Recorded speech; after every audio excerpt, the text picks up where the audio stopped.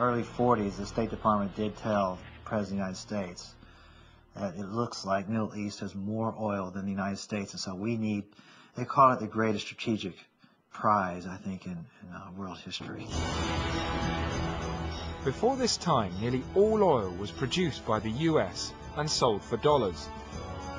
But by the 1970s, oil had been discovered around the world, and a cartel of 11 oil producers, OPEC, conceived a plan to sell their own oil in their own currencies. But the US had other ideas. The United States intervened secretly in 1973 when OPEC was evaluating this proposal to say, please don't do that. And they were talking to Saudi Arabia, the Crown Prince of Saudi Arabia, and say, why don't you sell these in dollars only? And they were working closely with the British on this.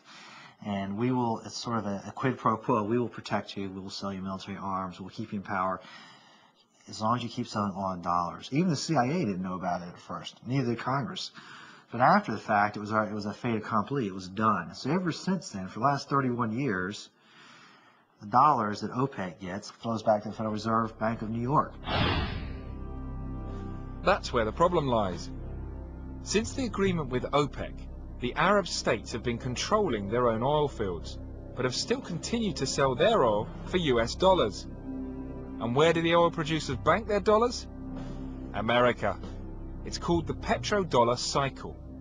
After the petrodollar recycling system was implemented, 70% of Saudi Arabia's entire wealth was in one account in the Federal Reserve of New York.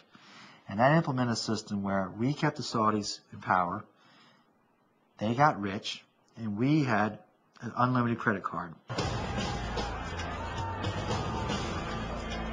And that's the dark side of the dollar conspiracy, and how America has been carving up the oil industry for years.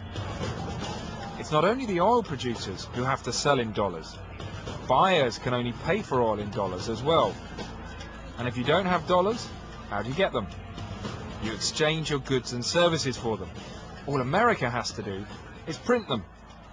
Japan wants to buy oil, so they make a Honda. They sell us the Honda. We give them that money, dollar bills. They take those dollar bills and they give them over to OPEC. OPEC gives them a barrel of oil. OPEC takes those dollar bills and they give them back to us in the Federal Reserve. So we print the money. It goes to our trade partners. They take some of that money. Some of that money goes to buy their oil, their monthly oil bill.